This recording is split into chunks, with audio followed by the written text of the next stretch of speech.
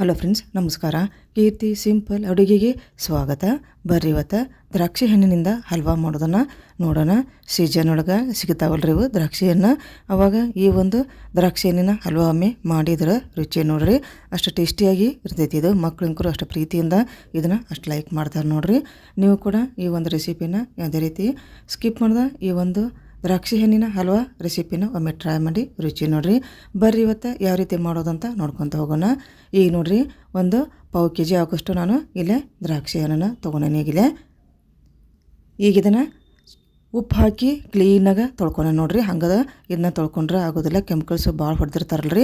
ಹಿಂಗಾಗಿ ಇದನ್ನ ಉಪ್ಪು ಹಾಕಿನ ಇದನ್ನ ಒಂದು 5 ನಿಮಿಷ ನೆನೆ ಇಟ್ಟು ಆಮೇಲೆ ಕ್ಲೀನಾಗೆ ಒಂದು 2ರಿಂದ 3 ಸಲ ತೊಳ್ಕೊಂಡು ಇದನ್ನು ನಾವು ಈ ರೆಸಿಪಿನ ಮಾಡಬೇಕಾಕೈತಿ. ಹಂಗನ ತಿನ್ಬೇಕಾದ್ರೂ ಇದನ್ನ ಇದೇ ರೀತಿನ ಉಪ್ಪು ಹಾಕಿ ಒಂದು 5 ನಿಮಿಷ ನೆನೆ ಇಟ್ಟನ ಆಮೇಲೆ ತೊಳ್ಕೊಂಡು ಒಂದು 2ರಿಂದ 3 ಸಲ ಮತ್ತೊಮ್ಮೆ ತೊಳ್ಕೊಂಡು ಇದನ್ನ ತಿನ್ಬೇಕು ನೋಡ್ರಿ. ಈ ನೋಡಿಗೆ ಮೊದಲಕ್ಕನೇ ಎಲ್ಲ ಚೆನ್ನಾಗಿ ತೊಳ್ಕೊಂಡು ರೆಡಿ ಮಾಡ್ಕೊಂಡು ಇಟ್ಟಿದ್ದೀನಿ. ಈಗ ಇದನ್ನ ಎಲ್ಲ ದ್ರಾಕ್ಷಿ ಹಣ್ಣನ್ನು ನಾನೀಗ ಮಿಕ್ಸಿ ಜಾರಿಗೆ ಹಾಕ್ಕೊತೇನೆ ನೋಡ್ರಿ. ಈಗ ಹಾಕಿ ಇದನ್ನು ಸ್ವಲ್ಪ ನೀರು ಹಾಕ್ಕೊಂಡು ಇದನ್ನು ಈಗ ಇದನ್ನ ಮಿಕ್ಸಿ ಮಾಡ್ಕೊತೇನೆ ರೀ. ಆದಷ್ಟು ಸಣ್ಣಗನ ಇದು ಆಗ್ಬೇಕು ನೋಡ್ರಿ, ಸ್ವಲ್ಪನೂ ದ್ರಾಕ್ಷಿ ಇರಕ್ಕೆ ಹೋಗ್ಬಾರ್ದು. ಆ ರೀತಿ ಇದನ್ನು ನಾವು ಜ್ಯೂಸು ತೊಗೋಬೇಕಾಗೈತಿ. ಈಗ ನಾವು ದ್ರಾಕ್ಷಿನ ಜ್ಯೂಸ್ ಅಷ್ಟೇ ಬೇಕಾಗಿರ್ತೈತೆ ನೋಡ್ರಿ. ಈಗ ನೋಡಿರಿ, ನೀಟಾಗನ ಸ್ವಲ್ಪನೂ ದ್ರಾಕ್ಷಿಯನ್ನು ಇಲ್ಲ ಆ ರೀತಿ ನಾ ಇದನ್ನು ಜ್ಯೂಸ್ ಮಾಡ್ಕೊಂಡು ರೆಡಿ ಮಾಡ್ಕೊಂಡು ನೋಡ್ರಿ ಮಿಕ್ಸಿ ಜಾರ್ನಾಗ. ಈಗ ಇದನ್ನ ಸೋಸ್ಕೊಂಬಿಡೋಣ್ರಿ. ಮ್ಯಾಲಿನ ಸಿಪ್ಪಿ ಏನರ ಉಳಿದಿದ್ರೆ ದ್ರಾಕ್ಷಿ ಹಣ್ಣಿಂದು ಅದನ್ನು ಕ್ಲೀನಾಗಿ ತಗೊಂಬಿಡ್ಬೇಕಾಕೈತಿ. ಹಂಗೆ ಹಾಕಿಬಿಟ್ರೆ ಅಷ್ಟು ಸರಿ ಆಗೋದಿಲ್ಲ ರೀ ಇದು ಹಲ್ವಾ. ಹಿಂಗಾಗಿ ಇದನ್ನ ನೀಟಾಗಿ ಈ ರೀತಿ ಸೋಸ್ಕೊಂಡು ನಾವು ಜ್ಯೂಸನ್ನು ತೊಗೋಬೇಕಾಕೈತಿ ನೋಡಿರಿ, ದ್ರಾಕ್ಷಿ ಹಣ್ಣಿನ ಜ್ಯೂಸು. ಈಗ ನೋಡಿರಿ, ಒಂದು ಸಾನಿಗೆ ತೊಗೊಂಡು ನೀಟಾಗಿ ಸೋಸ್ಕೊಂಡ್ಬಿಟ್ಟು ನಾನು ಮೇಲ್ಗಡೆ ದ್ರಾಕ್ಷಿ ಹಣ್ಣಿನ ಸಿಪ್ಪಿ ಕೂಡ ಈ ರೀತಿ ಬಂದೈತೆ ನೋಡಿರಿ. ಇದೇ ರೀತಿಯೇ ಎಲ್ಲನೂ ತೊಗೊಂಬಿಡ್ರಿ ನಾವು. ದ್ರಾಕ್ಷಿ ಹಣ್ಣಿನ ಜ್ಯೂಸು ಇಷ್ಟು ಬಂದೈತೆ ನೋಡಿರಿ. ಒಂದು ಪಾವು ಕೆ ಜಿಗೆ ಒಂದು ಇಷ್ಟು ಜ್ಯೂಸ್ ಬಂದೈತಿ. ಈಗ ಒಂದು ಪಾತ್ರೆ ತೊಗೊಂಬಿಡೋಣ. ಪಾತ್ರೆ ತೊಗೊಂಡು ಇದನ್ನ ಅಳತೆ ಮಾಡ್ಕೊಂಬಿಡೋಣ್ರಿ. ನಿಮ್ಮ ಮನೆಗೆ ಯಾವ್ದಾರ ಒಂದು ಅಳತೆ ನೀವು ತೊಗೊಂಬಿಡ್ರಿ. ನಾ ಈ ಅಳತೆ ಒಳಗೆ ಮಾಡಾಕೊಂತೇನೆ ನೋಡ್ರಿ. ಈಗ ನಾನು ಇದನ್ನ ದ್ರಾಕ್ಷಿ ಹಣ್ಣಿನ ಜ್ಯೂಸು 3 ಕಪ್ ಹಾಕೊಂಡ್ಬಿಡ್ತೇನೆ ರೀ. ಸ್ವಲ್ಪ ಮೇಲ್ಗಡೆ ಹೆಚ್ಚಿಗೆ ಆದರೂ ಇದನ್ನ ಹಾಕ್ಕೋಬೋದು ರೀ. ಈಗ ನೋಡಿರಿ, 1 ಕಪ್ ಹಾಕಿದ್ನಿ. ಈಗ 2ನೇ ಕಪ್ಪನ್ನು ಕೂಡ ಹಾಕ್ಕೊಂಡ್ಬಿಡ್ತೇನೆ ನಾನು.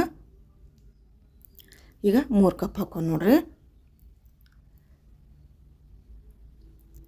ಇವಾಗ ನೋಡಿರಿ, ಸ್ವಲ್ಪ ಉಳಿದೈತಿ. ಇದು ಸ್ವಲ್ಪ 1/4 ಕಪ್ಗಿಂತ ಇನ್ನೂ ಕಡಿಮೆನೇ ಉಳಿದೈತಿ. ಅದನ್ನು ನಾನು ಹಾಕ್ಕೊಂಡ್ಬಿಡ್ತೇನೆ ನೋಡಿರಿ. ಸ್ವಲ್ಪ ಉಳಿದ್ರೆ ಈ ರೀತಿ ಹಾಕ್ಕೊಂಡು ಮಾಡ್ಬೋದು ನೋಡಿರಿ. ಈಗ ನೋಡಿರಿ, ಅಳತೆ ಮಾಡ್ಕೊಂಡು ಹಾಕ್ಕೊಂಡು ನಾನೀಗ ದ್ರಾಕ್ಷಿ ಹಣ್ಣಿನ ಜ್ಯೂಸನ್ನೀಗ ಈಗ 3/4 ಕಪ್ ಬಂದೈತೆ ನೋಡಿರಿ ಇದೀಗ. ಈಗ ಇದಕ್ಕೆ ಕಾರ್ನ್ಫ್ಲೋರ್ ಹಾಕ್ಕೊತೇನೆ ನೋಡ್ರಿ. ಈಗ ನಾ ಯಾವ ಬಟ್ಲಿಂದ ಜ್ಯೂಸನ್ನು ಅಳತೆ ಮಾಡಿದ್ನಲ್ಲ ಅದೇ ಬಟ್ಲಿಂದ ಫುಲ್ಲಾಗಿ ತೊಗೊಂಡೇನೆ ನೋಡ್ರಿ ನಾನು. ಇದನ್ನೀಗ ಕಾರ್ನ್ಫ್ಲೋರ್ ಹಾಕ್ಕೊತೇನೆ ನೋಡಿರಿ. 1 ಬಟ್ಲಾಗೋಷ್ಟು ಕಾರ್ನ್ಫ್ಲೋರ್ ಹಾಕ್ಕೊಂಡು ನೋಡ್ರಿ. ಇಲ್ಲಿ ನಾನೀಗ ಫುಲ್ಲು ತೊಗೊಂಡಿದ್ನಿ 1 ಬಟ್ಲು ಕಾರ್ನ್ಫ್ಲೋರು. ಈಗ ನೋಡಿರಿ, ಇದನ್ನ ನೀಟಾಗಿ ಗಂಟೆ ಇಲ್ದಂಗೆ ಇದನ್ನ ಈ ರೀತಿ ಕಲಿಸ್ಕೊಂಬಿಡೋಣ್ರಿ. ಇದನ್ನ ಸ್ವಲ್ಪನೂ ಗಂಟೆ ಇರಬಾರ್ದು ರೀ, ಆ ರೀತಿ ಇದನ್ನ ಕಲಿಸ್ಕೋಬೇಕಾಕೈತಿ. ಈಗ ನೋಡಿರಿ, ನೀಟಾಗಿ ಕಲಿಸ್ಕೊಂಬಿಡೋಣ ಈಗ ಕಾರ್ನ್ಫ್ಲೋರನ್ನ.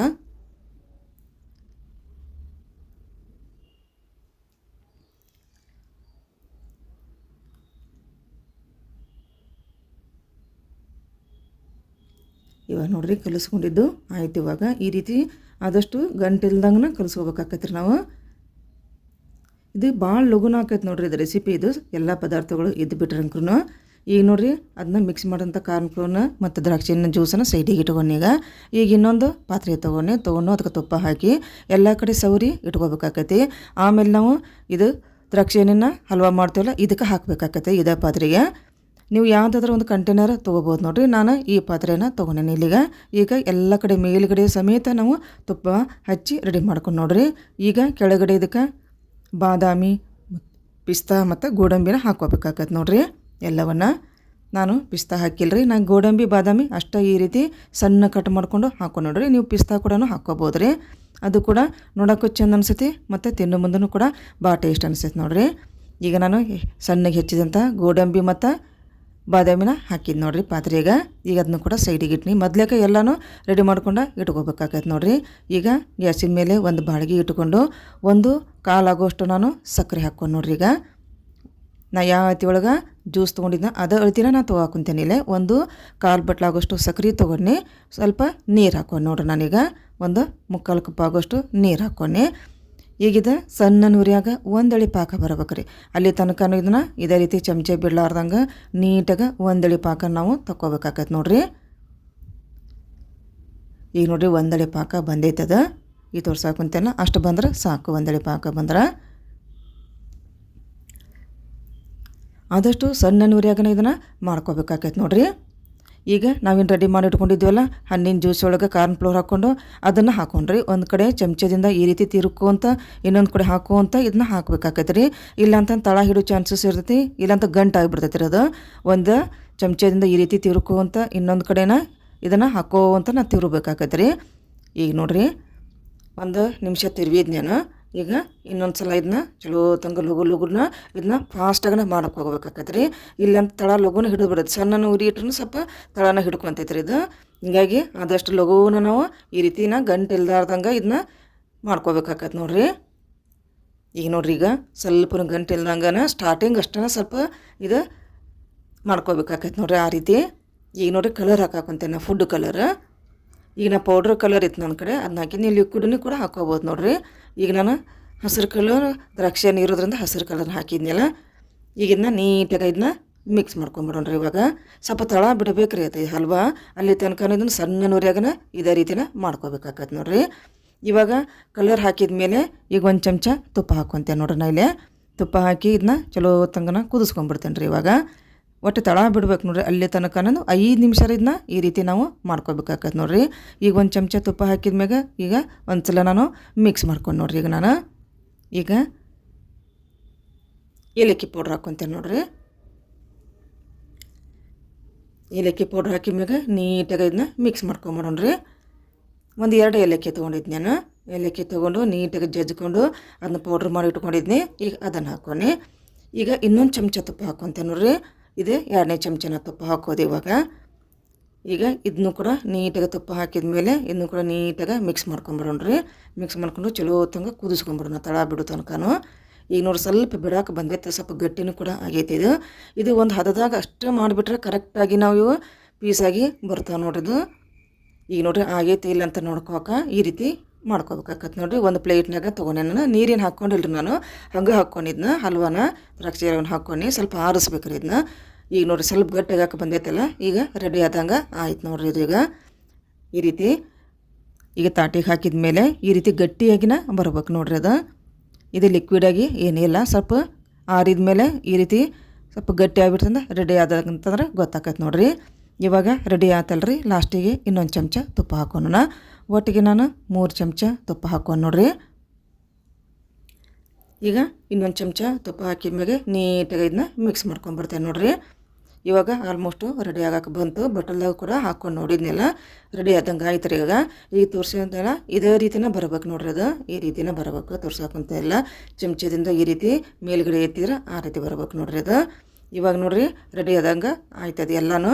ಈಗ ನಾವೇನು ರೆಡಿ ಮಾಡಿ ಇಟ್ಕೊಂಡಿದ್ದೀವಲ್ಲ ತುಪ್ಪ ಹಾಕಿ ಮತ್ತು ಗೋಡಂಬಿ ಬಾದಾಮಿ ಹಾಕಿ ಆ ಪಾತ್ರೆಗೆ ಇದನ್ನ ಹಾಕೊಂಬಿಡೋಣ.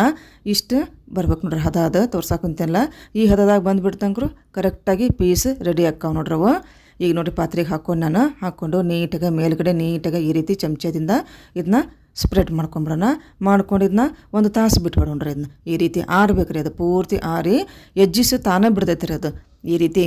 ಅವಾಗನ ಇದು ಒಂದು ಅರ್ಧ ತಾಸು ಬಿಟ್ಟ ಮ್ಯಾಗನ ಇದನ್ನು ನಾವು ರೆಡಿ ಪೀಸ್ ಮಾಡ್ಕೋಬೇಕಾಗೈತೆ ನೋಡ್ರಿ. ಇವಾಗ ನೋಡ್ರಿ ಒಂದು ಅರ್ಧ ತಾಸು ನಾನು ಬಿಟ್ಟಿದ್ದು ನಾನು. ನೀವು 1 ಗಂಟೆ ಬಿಟ್ರೂ ನಡಿತೈತೆ ನೋಡ್ರಿ. ಇವಾಗ ನೋಡ್ರಿ ರೆಡಿ ಆಯ್ತು. ಆರೈತೆ ಅದು ಚಲೋ ತಂಗನ ಆರೈತೆ. ಇವಾಗ ಈ ನೋಡ್ರಿ ಸೈಡ್ ಎಜ್ಜಸ್ ಯಾವ ರೀತಿ ಬಿಟ್ಟೈತೆ ನೋಡ್ರಿ. ಕೈರಿಂದ ತೋರ್ಸಾಕುಂತೆಲ್ಲ ಈ ರೀತಿ ಪರ್ಫೆಕ್ಟ್ ಆದಂಥ ಹದ ಮಾಡಿಬಿಟ್ರೆ ಚಲೋ ತಂಗ ಪೀಸಾಗಿ ರೆಡಿಯಾಗಿ ಬರ್ತಾನೆ ನೋಡ್ರಿ. ಭಾಳ ಗಟ್ಟಿನೂ ಮಾಡೋಕ್ಕೆ ಹೋಗ್ಬಾರ್ದು, ಭಾಳ ತಿಳುವೂ ಮಾಡೋಕ್ಕೆ ಹೋಗ್ಬಾರ್ದು. ಇದನ್ನ ಈಗ ನೋಡಿರಿ ಒಂದು ಚಾಕುದಿಂದನ ನೀಟಾಗಿ ಸೈಡಿಗೆ ನಾನು ಇದನ್ನ ಬಿಡಿಸ್ಕೊಂಡ್ಬಿಡ್ತೇನೆ ಈ ರೀತಿ ಸರಿಯಾಗಿನ. ಈಗ ಚಾಕುದಿಂದ ಸರಿಯಾಗಿ ಇದನ್ನ ಬಿಡಿಸ್ಕೊಂಡು ನೋಡ್ರಿ.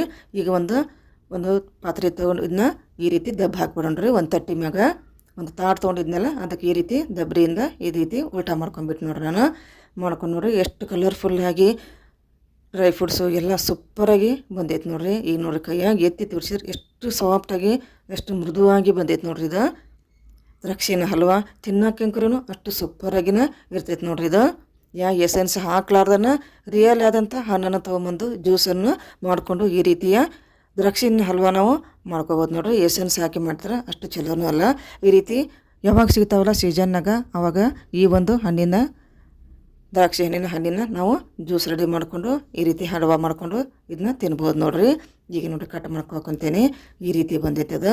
ಒಂದು ಹದದಾಗ ಬಂದೈತಲ್ಲ, ನೀಟಾಗಿ ಪೀಸಾಗಿ ರೆಡಿಯಾಗಿ ಬರ್ತಾವೆ ನೋಡ್ರಿ. ಭಾಳ ತಿಳಿ ಆದರೂ ಬರೋದಿಲ್ಲ, ಭಾಳ ಗಟ್ಟಿ ಆದ್ರೂ ಬರೋದಿಲ್ಲ. ಒಂದು ಹದದಾಗ ಇದನ್ನ ಮಾಡ್ಕೋಬೇಕಾಗತ್ತೆ ನಾವು.